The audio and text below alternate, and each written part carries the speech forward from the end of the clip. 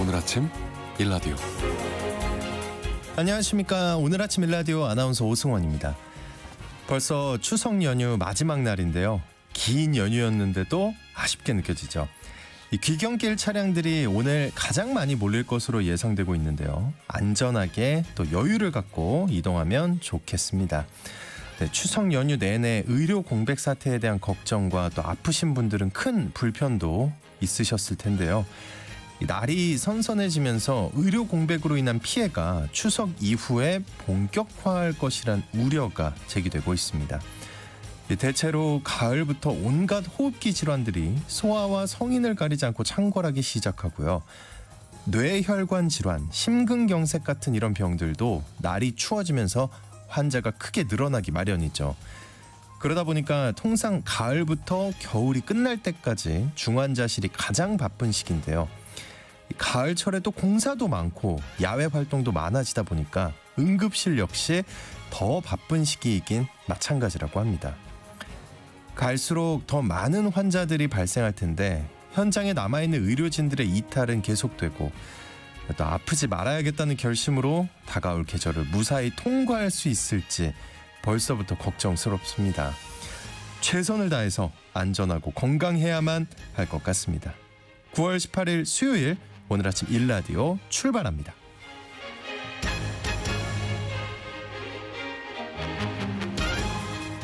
오늘 아침 일라디오 이 시간은 물론 KBS 일라디오의 모든 프로그램은 유튜브 KBS 일라디오 공식 채널이나 모바일 콩 어플리케이션을 통해 실시간으로 함께 하실 수 있습니다. 수요일입니다. 농수산 뉴스 모아서 전해드리고요. 책과 함께하는 노후 준비 시간, 오늘은 소비 본능이라는 제목의 책을 함께 읽어보겠습니다.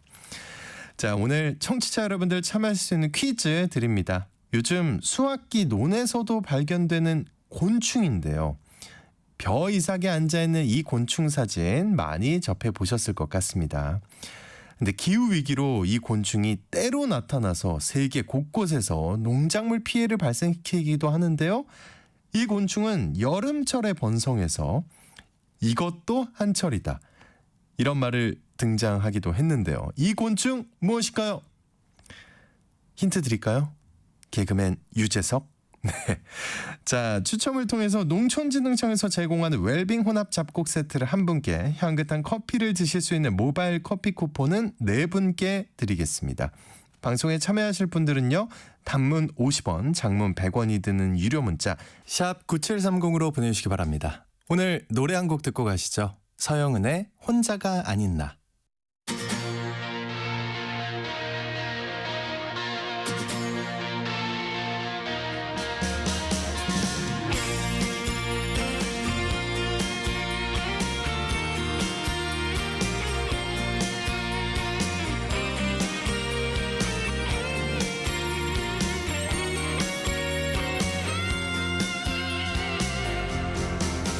이제 다시 울지 않겠어.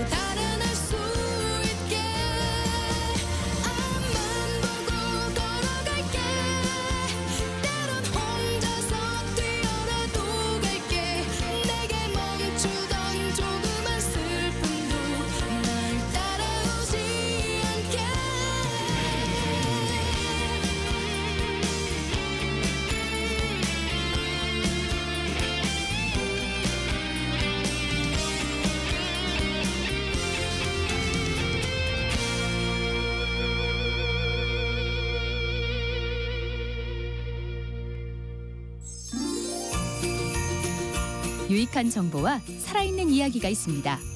KBS 오늘 아침 일라디오.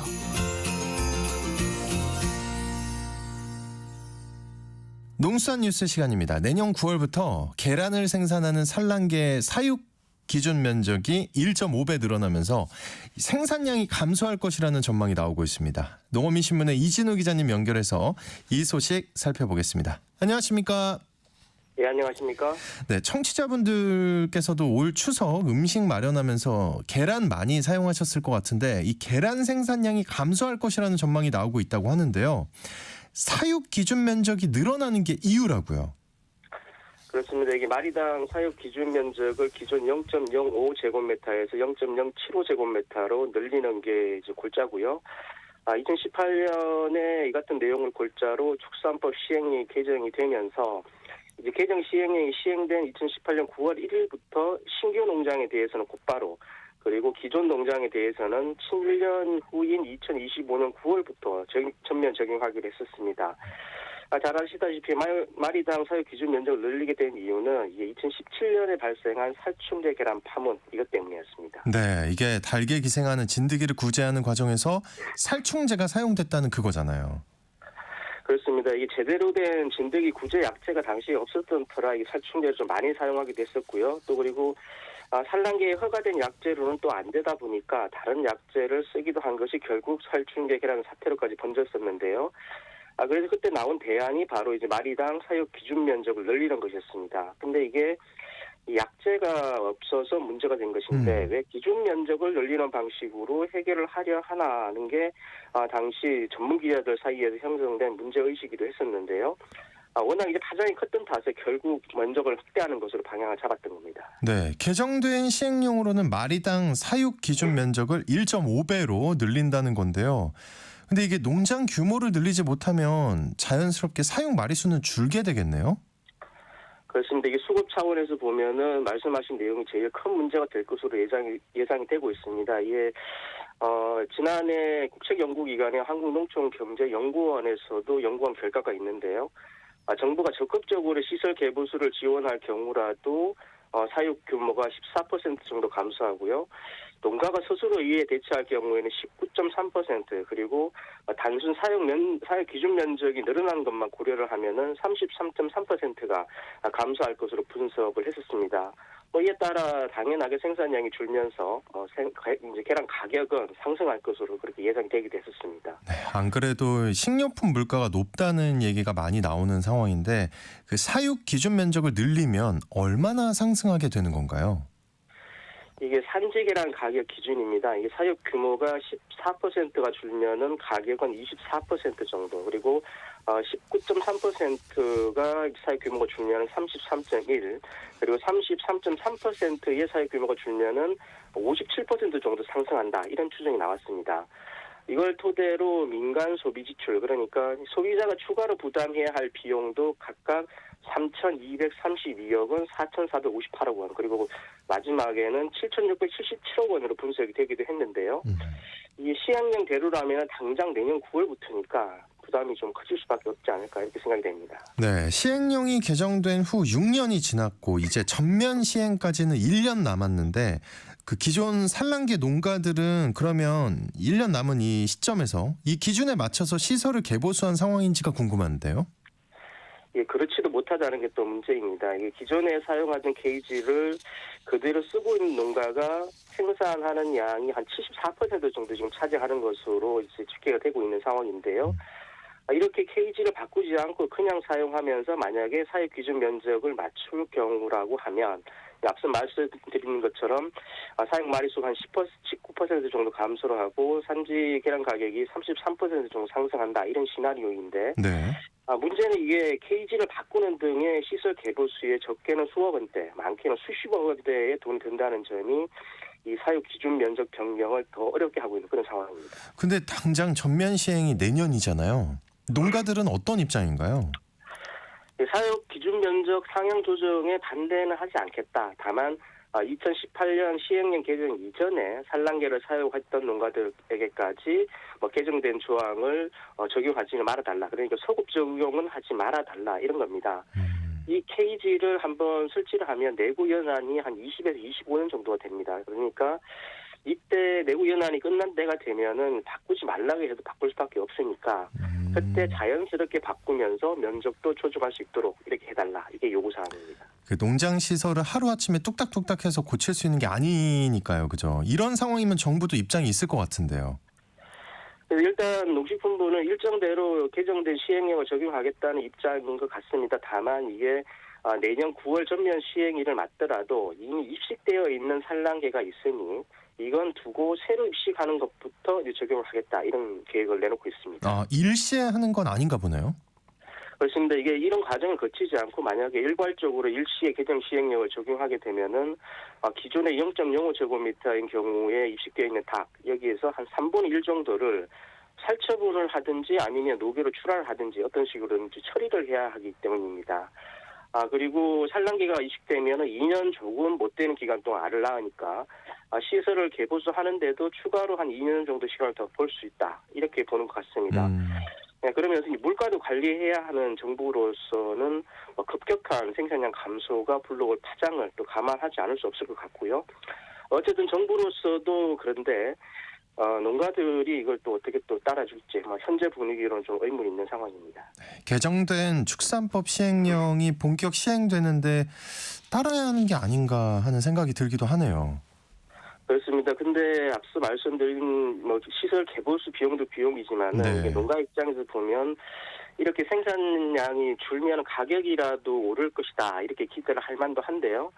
그런데 이제 그렇게 되면은 수입 시장이 열리게 될 테고요. 그렇게 열린 수입 시장에서 들어오는 수입 계란이 우리보다 더 좋지 않은 환경에서 생산된 것이라고 하면은 이게 도대체 뭘 위해서 이 일을 하는 것인가 하는 근본적인 문제가 제기될 수밖에 없어 보이는 상황입니다. 그렇겠네요. 네. 예, 그리고 이제 소매 단계에서 가격도 0.05제곱미터나 0.07제곱미터 이게 거의 차이가 지금 나지 않기도 하는 상황입니다. 근데 사육 기준 면적이 1.5배 늘어나는데 가격은 큰 차이가 없다 이런 말인가요?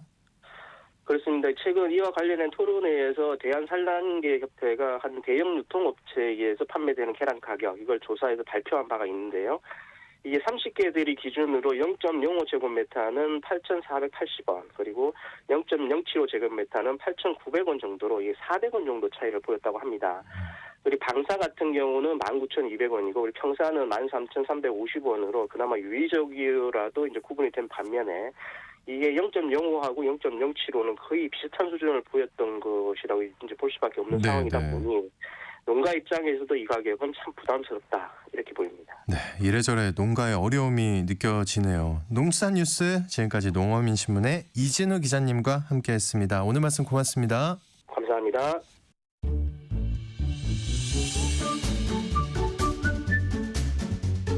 아침을 여는 기분 좋은 습관. KBS 오늘 아침 1라디오.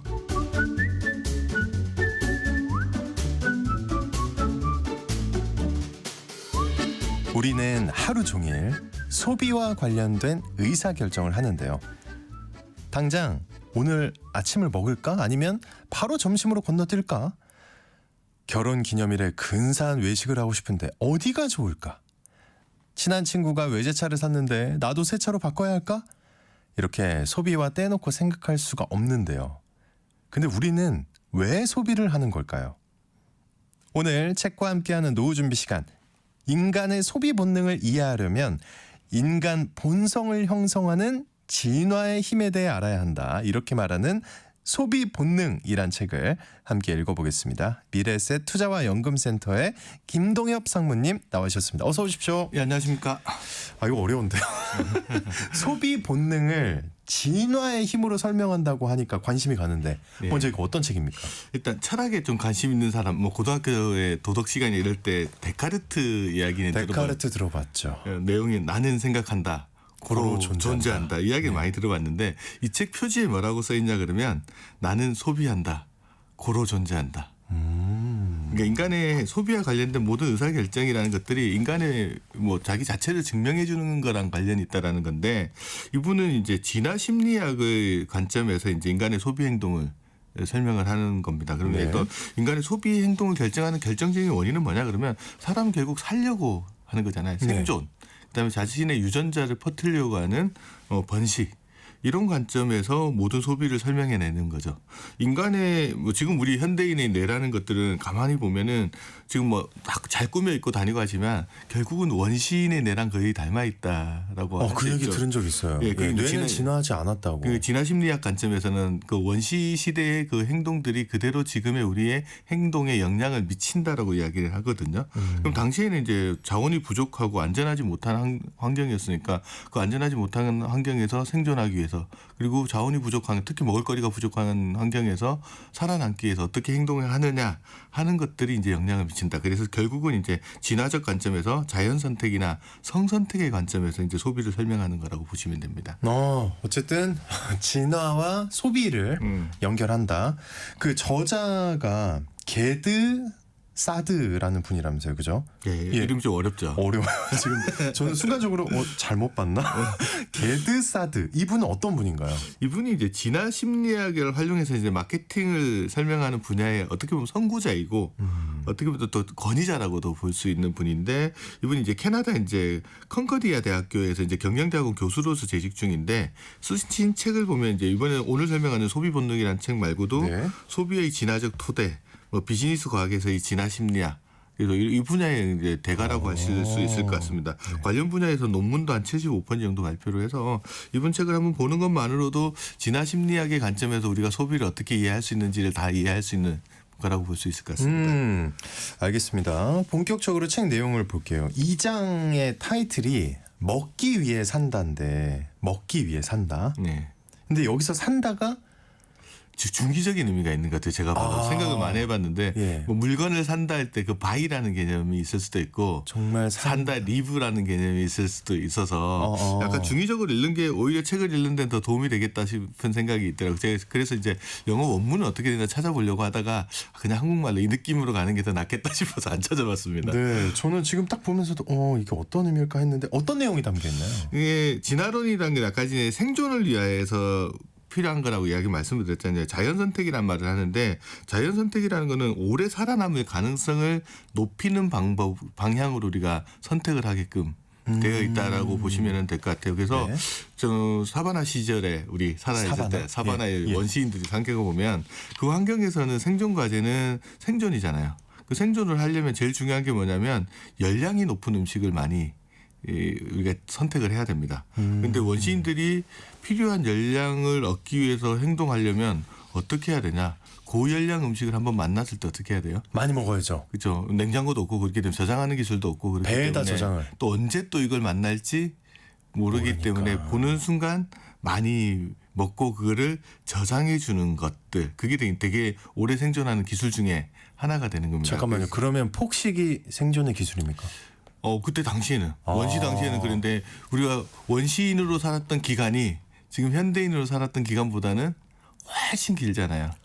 그게 아직까지 우리한테 남아 있기 때문에 우리는 고열량 음식을 보면 그냥 손이 가고 먹게 된다. 그렇게 하는 게 이게 이제 전략 유전자라고 하거든요. 그러니까 고열량 음식 우리 몸속에 저장해 주려는 그런 유전자 같은 것들이 몸속에 아직 남아 있고 그거가 우리의 소비 행동, 특히 먹거리와 관련된 소비 행동에 영향을 미친다 이렇게 설명하는 겁니다. 그러면 또 이제 이런 거 있잖아요. 음식을 오래 보관하려고 그 막 소금을 많이 뿌리고 막 이런 게 발달한 거잖아요. 양념을 하는 거. 네. 이것도 좀 비슷한 관점에서 이해할 수도 있겠네요. 이런 걸 연구하시는 분이 있다는 것도 저 처음 알았는데 코넬 대학교에서 이제 진화과학자인 폴 셔먼 교수가 뭘 연구했나 그러면 지역별로 이제 고기 요리랑 채소 요리에 양념을 얼마나 사용하는지 이걸 좀 연구를 하셨어요. 그래서 네. 36개 국의 요리책을 분석하면서 고기 요리, 채소 요리의 조리법 같은 거 양념량들을 분석하고 그 나라의 연평균 기온도 한번 같이 기록을 해봤습니다. 그랬더니 어떤 결과가 나왔냐 그러면 더운 지방일수록 양념을 더 많이 쓰는 걸로 나왔습니다. 그럼 왜 그럴까라는 생각을 한번 해볼 수 있잖아요. 네. 그러면 거기서 이제 이분이 내세우는 가설은 뭐냐 그러면 음식에 있는 병원균을 퇴치하기 위해서 양념을 좀 더 강하게 쓴다. 이런 거를 항균 가설을 이제 내세우는 거죠. 그러면 이제 솔직히 이제 추운 지방 같은 경우에는 균들이 좀 적을 거니까 양념을 많이 할 필요가 없다. 적은 거고 더운 지방 같은 경우는 병원균 종류도 다양하고 뭐 유행 범위도 넓고 전파 속도도 빠르기 때문에 이 양념을 통해서 이제 병원균을 좀 제어하려는 것들이고 실질적으로 조사를 해봤더니 더운 나라일수록 양념을 조금 더 많이 가져갔고 채소 요리보다는 고기 요리에 훨씬 더 양념을 많이 하는 걸로 나왔습니다. 고기가 상할 가능성들이 훨씬 높으니까. 아 그리고 또 이제 종교마다 이렇게 막 먹으면 안 되는 음식들, 금기하는 음식들이 있잖아요. 예. 이런 것도 진화론적 관점에서 분석할 수가 있다면서요. 유대교를 예를 들어서 좀 설명하는데 유대교가 이제 보면 그 처음 설립할 때가 이제 청동기 시대쯤 되는가 봐요. 그때 당시 뭐 냉장고도 없고 그러다 보니까 네. 먹는 음식들이 우리 그때 균이라는 개념들도 별로 없었을 때니까 이거 먹으면 몸에 안 좋다 이게 임상적으로밖에 알 수는 없는 상황이잖아요. 근데 대부분 유대교가 발원한 데가 이제 아주 더운 지방이니까 육류를 가지고 이거 먹으면 문제가 있을 수 있다. 그러니까 그 음식 종교적으로 금기를 하는 거죠. 특히나 이제 어패류 같은 경우들은 이제 마비성 중독도 되고 그러니까 어패류를 먹는 부분들에 특히 날것으로 먹는 거를 종교에서 금기로 하는 부분들 이런 것들도 이제 우리가 오래 생존하기 위한 수단하고도 관련이 있다라고 설명을 합니다. 와 굉장히 고개가 끄덕여지는데요. 네. 예. 과식을 하는 것도 아까도 잠깐 말씀드렸지만 원시인들이 열량을 축적하던 것과 관련이 있다고 하죠. 뷔페 가보시면 어떠세요? 생각보다 많이 먹게 되시잖아요. 많이 먹으러 갑니다. 많이 먹으러 준비를 아예 하고 가시는 분들 네. 계시는데 실질적으로 뷔페 가면은 많이 먹게 되는 이유가 뭐냐면 종류가 다양하잖아요. 음식 종류가 다양하면 실질적으로 더 많이 먹게 된다는 연구 결과가 여러 군데서 나오는데 이유는 한 3가지 정도로 합니다. 먼저 이제 같은 음식을 나눠줄 때 4가지 줄 때랑 2가지 줄 때 먹는 양을 비교해 보면 4가지 줄 때 훨씬 더 많이 먹거든요. 그래요? 그래서 우리나라 이제 구첩방상으로 차려주면 네. 한정식집 가면 많이 먹게 되는 이유가 반찬에 손 한 번씩만 가도 꽤나 배가 부른 일들이 생기잖아요. 그게 첫 번째고 두 번째는 음식 가지수가 동일하다고 하더라도 개수는 동일하다고 하더라도 맛이 달라지면 예를 들어 요거트를 하나의 종류를 3그릇에 담아 놓는 거랑 다른 맛의 요거트를 3개를 담아 놓는 거를 비교해 보면 다르죠. 다른 맛 3개가 있을 때 훨씬 좋죠. 더 많이 먹는 겁니다. 네. 그리고 또 맛이 똑같다고 하더라도 색깔만 다른 경우에도 더 많이 먹는다고 합니다. M&M 초콜릿 아시죠? 네. 같은 색깔만 한 그릇에 담아놨을 때 먹는 양보다 색깔 다른 것들을 섞어가지고 담아놨을 때 먹으라 그러면 이쪽 다양한 색깔을 보여줬을 때 훨씬 더 많이 먹는다고 합니다. 그래서 실질적으로 실험을 해봤더니 다양한 색상수가 다양해지면 캔디 소비량이 77%나 더 늘어난다라고 이야기를 합니다. 색깔별로 하나씩 먹어봐야지 이런 생각들이 영향을 미칠 수 있다라는 거죠. 그냥 우리 인간은 많이 먹기에 진화했나 봐요. 그래서 이렇게 예. 소비의 다양성에 빠져드는 이유가 뭐냐 이렇게 물어봤더니 우리가 잡식 동물이잖아요. 이게 많은 종류의 음식을 먹으면 다양한 영양소를 섭취할 수 있어서 생존 가능성이 높아지는 부분들이 있고 한 음식을 집중적으로 먹었을 때 만약에 그 음식에 독이 있으면 바로 죽는 거죠. 생존 과정이 떨어지니까 예. 음식을 다양하게 먹으면 그 독소를 많이 먹을 가능성들을 좀 축소시킬 수 있는 부분들이 또 진화 심리학 쪽에서 이렇게 설명을 해내는 겁니다. 우리 소비자들이 예. 이렇게 다양성 효과에 예. 빠져드는 이유 어떤 게 있을까요? 뭐 금방 설명드렸듯이 이제 생존을 위해서 그렇게 한다라는 이야기들 많이 하고요. 근데 이렇게 다양하게 물건을 다양하게 주면 더 좋냐라는 거에 대해서 또 반대 의견을 제시하는 분들이 있습니다. 뭐 일반적으로는 다양하면 선택권이 많아지니까 좋다라는 것들이 그러게요. 하는데 너무 다양한 선택권을 주면은 선택의 역설에 빠지는 경우가 있습니다. 실질적으로 이제 퇴직연금 같은 거 운영할 때 상품 개수를 수십 가지를 주면 오히려 사람들이 선택을 못하는 경우들이 생기는 경우들이 그럴 있어서 것 같아요. 예. 레스토랑 같은 데 갔을 때도 음식이 너무 많으면 선택하기 되게 힘들잖아요. 우리 냉장고를 부탁해나 뭐 우리 음식 관련된 프로그램 골목 식당 같은 거 많이 보시잖아요. 미국 같은 경우에도 이제 고든 램지라는 분이 하는 고든 램지의 신장개요. 백종원의 뭐 이런 골목 식당과 비슷한 예. 개념인데 식당에 가면 제일 많이 내리는 처방이 뭐냐 그러면 메뉴가 너무 많다. 똑같네요. 줄여라. 왜냐하면 그래야 고객이 선택을 하기가 편하고 주방에도 로드가 걸리지 않는다. 처방을 보니까 두 개가 똑같더라고요. 그러네요. 그래서 어떻게 보면 다양성이라는 게 좋은 경우도 있지만 또 그렇지 않은 경우도 있다라는 것들을 이야기해 줍니다. 그래도 이제 같은 조건이면 선택권이 적은 것보다는 많은 게 낫다고 하는데 다양성 효과를 보면 반드시 이제 그렇지 않을 수 있다는 거네요. 그죠? 예. 자, 이제 3장으로 넘어가 보겠습니다. 3장 타이틀은 과시하려고 산다. 그렇죠. 예, 이건데 과시하려고 한다. 어떤 내용인가요? 이거? 제가 생존하려고 하는 게 이제 자연 선택이라고 했잖아요. 그러면 과시하는 것들은 뭐냐면 배우자한테 선택받기 위해서. 이게 진화론을 보면 자연 선택론하고 성선택론 두 가지가 있는데 이제 성선택과 관련된 이야기를 한다고 봅니다. 네. 대표적인 게 수컷 공작 보시면 화려한 화려하죠. 날개가 있죠. 이거 생존하는데 아무 필요 없거든요. 그런데 배우자한테 선택받기 위해서는 이게 있어야 되는 거죠. 나는 이런 사치스러운 것들을 유지할 정도로도 건강해. 이런 것들을 보여주기 위해서 그런 의미였군요. 의미가 네. 있습니다. 그래서 남자들 같은 경우 비싼 자동차 보면 또 열광하잖아요. 그래도 이런 실험도 또 해보더라고요. 이제 저자 같은 경우가 남성 호르몬이 테스토스테론이라는 게 있는데 이게 과시 효과를 보여줄 때 더 많이 나온다고 합니다. 그래서 어떤 실험을 해봤냐 그러면 포르쉐 비싼 거 새 차. 그다음에 오래된 도요타 세단 두 개를 운전할 때 테스토스테론이 얼마나 분비되는지 다르대요? 테스트를 해봤습니다. 그 포르쉐를 운전할 때 네. 훨씬 더 많이 분비된다고 하고요. 그래요? 그리고 포르쉐를 운전할 때도 남한테 보여주려는 효과가 있으면 도심에서 사람들 많이 볼 때 운전하는 게 시골길 운전하거나 고속도로 운전할 때보다 더 많이 분비되지 않을까 이런 가설도 한번 세워봤는데 관계없답니다. 아, 그건 관계없고. 일단 포르쉐를 운전할 때 많이 분비된다고 합니다. 그래서 남한테 보여주는 거 심리적 효과가 자기한테 있기 때문에 과시하려는 효과, 그 성선택하고 관련해서 이제 설명을 하는 게 진화 심리학적 개념에서 소비를 설명하는 부분입니다. 야, 너무 재밌네요.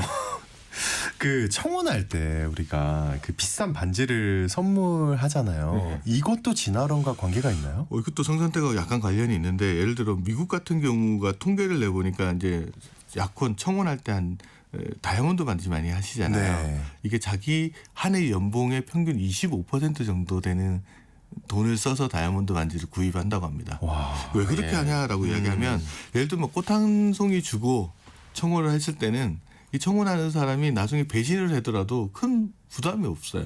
근데 다이아몬드 꽃 받았으니까. 자기 연봉의 한 25%를 써가면서까지 하면 받는 사람 입장에서는 돈이 많은 것보다는 이 사람이 진정성이 있다. 배신할 가능성이 떨어진다라고 판단을 저는 그런데요, 그게. 그렇게 판단을 진화적으로는 하는 거죠. 이 네. 사람들 입장에서는 자기 진짜 중요한 크기만큼을 나한테 지불하는 거니까 그런 관점에서 또 설명을 해내더라고요. 그게 또 진화론과 관련되니까 할 네. 말은 없긴 한데 네. 예, 그렇군요. 알겠습니다. 자, 또 이제 6장으로 넘어갑니다. 문화와 함께 산다. 여기에는 이제 대중들이 가십을 좋아하는 이유가 나온다고 하는데 이것도 관련이 있는 겁니까? 진화 심리학이랑? 그것도 관련이 있다고 하는데 일단 이 책 쓰면서 저자가 주로 카페에서 글을 많이 썼나 봐요. 카페에 앉아 있으면 온갖 소리 다 들리잖아요. 그렇죠. 자기가 애써 안 듣더라도 옆에서 하는 이야기를 다 듣는데 이야기를 들어보면 사람들이 보면 지적인 대화는 거의 나누지 않고 대부분 내용이 뭔가 오늘 우리 이번에 식탁을 사야 되는데 뭐 사야 돼? 이런 이야기를 한다거나 아니면은 주변 사람들에 대한 충격적이거나 흥미진진한 소문, 가십거리에 대한 그런 게 이야기들. 재밌죠. 그게 솔직히 또 재밌고 그런데 네, 네. 이것도 분석을 한번 해봤대요. 근데 진화 심리학자들이 그럼 가십의 주제가 되는 대상들이 누구냐? 그리고 또 어떤 이야기거리를 많이 하는지를 이제 구분을 한번 해봤는데 친구를 대상으로 할 때 가십거리 주제들은 주로 10가지 정도 중에서 많이 이야기하는 게 뭐냐면 미국의 경우입니다. 약물 남용. 이 친구는 약물 뭐 했더래. 술버릇이었더래. 도박을 한대. 뭐 불륜은 어떻더래. 컨닝과 같은 뭐 도덕적인 일탈행위를 했냐. 범죄 행위가 있었냐. 이런 것들이 주로 화제거리로 올라온다고 그러고 네네. 친척과 관련된 이야기를 할 때는 재밌습니다. 돈과 관련된 겁니다. 그에게 재산을 물려받았느냐. 친척 문제란 이 이야기 많이 하고요. 이렇게만 들어도 재밌어요. 그다음에 질병 이야기. 뭐 백혈병에 걸렸거나 불치병에 걸렸거나 친척과 관련되는 돈하고 질병과 관련된 이야기들을 주로 많이 하고 네. 10대 소년들 이야기를 들어보면 10대요? 자기가 동성애 이제 친구들에 대한 평판을 훼손하거나 괴롭히는 수단을 가지고도 뭐 거짓 소문 퍼뜨린다거나 이런 것들 관련된 이야기를 서슴지 않고 또 많이 하는 그래요? 것들을 이제 좀 볼 수 있습니다. 그래서 영국의 철학자 버틀런트 러셀이 무슨 이야기를 했냐 그러면 남의 은밀한 미덕을 이야기하는 사람은 없고 그들의 은밀한 악덕만을 이야기한다. 사람들은 이렇게 이야기를 하는데 연예인에 대한 가십거리도 빠지지 않는데 왜 사람들은 굳이 자기 아무 관련이 없는 연예인 이야기를 하면서 그렇게 지낼까라고 이야기를 해보잖아요. 네. 그런데 그 진화 심리학자들이 이렇게 보면 연예인들도 자기 친족이나 가족처럼 더 많이 접하잖아요. 그쵸, 많이 보고. 그래서 이 덤바라는 사람이 어떤 이야기냐, 덤바의 수라는 이야기를 합니다. 그 뭐냐 그러면 사람들이 평생을 살아가면서 자기가 관리할 수 있는 친구들의 범위가 한 150명 정도 된다 그러거든요. 이 평생을 통해서요. 예, 그러니까 자기 전화번호부에 아무리 많이 갈려 있더라도 실제 연락하고 사는 사람이 그 150명. 정도 수라고 하는데 이 덤바 서클이라고 합니다. 그 범위에 들어오는 사람들 중에 연예인들이 많이 차지한다는 거죠. 많이 접속하기 때문에. 실 연락은 안 하더라도 내가 매일 보고 있는 친구가 일종의 친구로 인식을 하는 거네요. 그렇죠. 그러면 그러니까 연예인을. 이제 그 친구들이 하는 행동이나 이런 거에 대해서 가십을 하는 것들이 너무나 자연스러운 거죠. 예, 이해가 됩니다. 네. 예. 거기다 이제 SNS가 발달하니까 그렇죠. 더더욱 직접 연락을 할 수도 있고, 뭐 다이렉트 메시지나 이런 걸 통해서 댓글을 달거나. 재밌습니다. 자, 이제는 12장으로 가봅니다. 12장 타이틀은 광고에 혹해서 산다, 혹한다. 근데 이거 어떤 내용을 다루고 있나요? 또 북미 소비자들이 하루에 600개가 넘는 광고에 노출된다고 합니다. 600개. 우리는 예. 뭐 이제 저기 통계가 안 봤는데 하여튼 600개가 넘는 광고에 노출되는데 문제는 그 중에서 기억하는 거는 서너 개밖에 안 된다는 거예요. 네, 저는 그래서 그럴 것 같아요. 이 광고하시는 분 입장에서 이제 고민이 뭐냐 그러면 그 서너 개 안에 끼는 광고를 만들어야 되잖아요. 그래야겠죠. 네.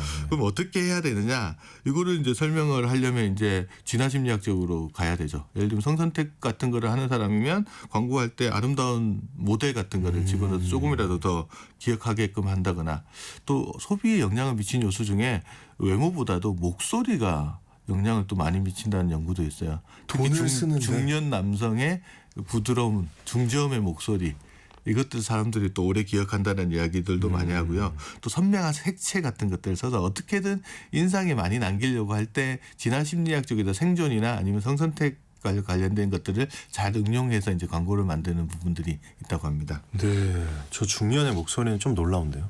그래. 2절부터 더 낮게 해야 될까요?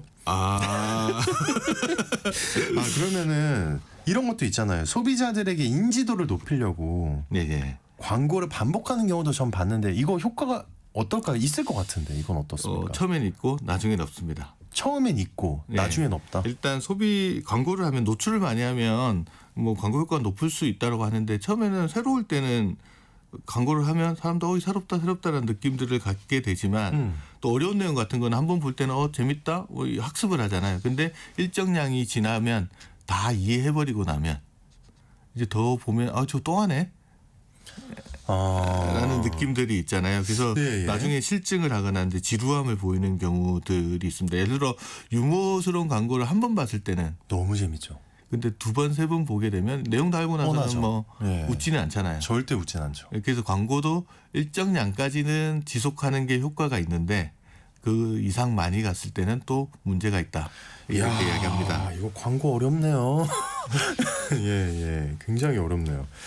그러면은 같은 광고를 여러 번 하는 거는 무조건 피해야겠네요. 말씀 들어보니까. 그렇죠. 오랫동안 지속적으로 하는 건데 하는 건 조금 이제 생각을 해봐야 될 문제인데 이제 시리즈 광고를 하는 경우들 있잖아요. 시리즈 광고도 어떻게 하느냐에 따라서 좀 달라진다고 합니다. 예를 들어 시리즈가 A, B, C 3개 시리즈를 우리가 9번 광고를 할 수 있다 그러면 네. A 회사는 AAA, BBB, CCC 이렇게 광고할 수도 있고 순서를 네.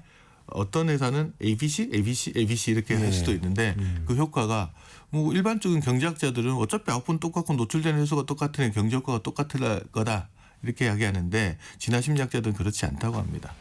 예를 들어서 조금 내용이 어려운 광고는 사람들이 이해하는데 시간이 좀 더 많이 걸리잖아요. 그런 경우에는 AAA 충분히 이해시키고 그다음에 어려우니까. B로 넘어가고 CCC로 가는 게 훨씬 효과적이고 내용이 심플하다. 그런 경우에는 사람이 쉽게 지루해질 수 있으니까 지루해지기 전에 A에서 B로 넘기고 다시 C로 넘기고 또 다시 A로 돌아오고 이런 식으로 이제 배열 효과를 달리 가져가는 것들도 이제 광고에 영향을 미친다라고 이야기를 합니다. 네, 와. 근데 말씀을 듣는 과정에서 다 고개가 끄덕여져요. 들어보니까. 예. 그 광고들 중에 또 이런 게 있잖아요. 소비자들 겁주는 거. 예. 뭐 경고하는 거.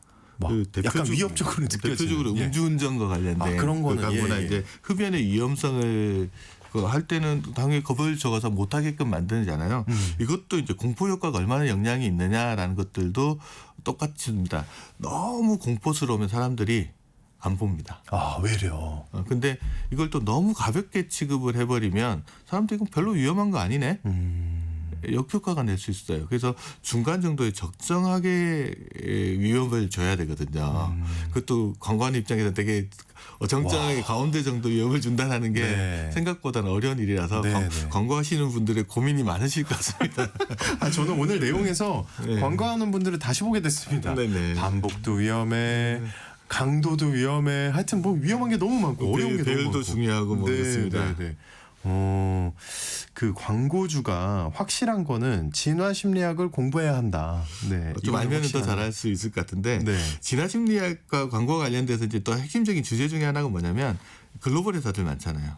이 회사들 입장에서는 광고 만들어가지고 전 세계 동일한 광고를 하는 게 더 이롭냐, 아니면 지역별로 세분화 전략을 가져가는 게 더 유리하냐. 예를 들면 코카콜라 같은 경우는 애틀란타에 본사가 있으니까 거기서 광고 만들어가지고 전 세계에 뿌리면 되지 않냐.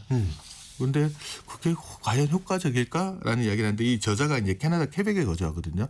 퀘벡이 프랑스계 사람들이 네. 사는 지역이라서 이분들은 주변에 미국이 있고 다른 지역은 또 다 영어를 쓰다 보니까 자기네 문화권이 소멸되지 않을까라는 두려움들을 항상 가지고 있는 거예요. 퀘벡이요. 예, 그래서 저는 꽤 거기가 그 사는 분들도 캐나다 안에서 인구 네네. 비중도 좀 높고 굉장히 땅도 넓고 문화도 확실하다고 알고 있는데도 그런 확실하다는 말은 오히려 반대로 이야기하면 다른 쪽과 차별을 만들어내려고 애를 쓰는 거잖아요.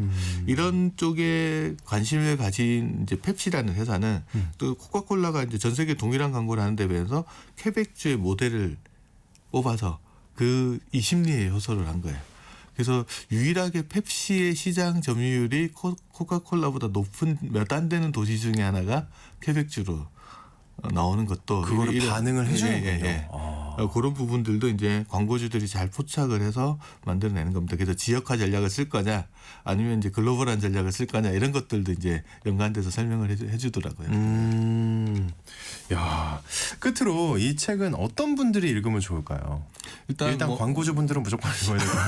일단 나는 소비한다, 고로 존재한다는 아까 카피가 있었잖아요.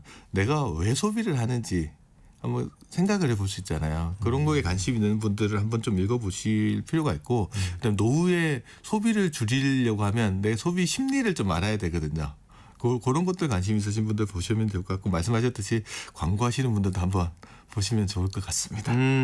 어떻게 상무님은 이 책을 읽고 소비를 좀 줄여야겠다, 소비에 대한 반성을 하게 되셨나요? 일단 뷔페 안 가야 되겠다 생각했습니다. 이 다양성 효과를 이길 수 없기 때문에 가능하면 이제 일품 요리를 주는 데 가서 적게 먹겠다. 적게 먹겠다, 이 생각을 한번 해봤습니다. 네, 알겠습니다. 자, 오늘 책과 함께하는 노후 준비 시간, 소비 본능이란 책 함께 읽어봤습니다. 미래에셋 투자와 연금센터의 김동엽 상무님과 함께했습니다. 오늘 말씀 고맙습니다. 네, 감사합니다. 오늘 퀴즈의 정답은 메뚜기였습니다. 네, 상품 받으실 퀴즈 당첨자는요, 중복 당첨 여부 확인 후에 홈페이지에 게시해 놓겠습니다. 귀경길 안전운전 하시고요. 연휴 마지막 날 즐겁게 보내시기 바랍니다. 오늘 아침 일라디오, 전 내일 다시 인사드리겠습니다. 임영웅의 그대라는 사치 노래 들으면서 마무리하겠습니다. 지금까지 아나운서 오승원이었습니다. 고맙습니다.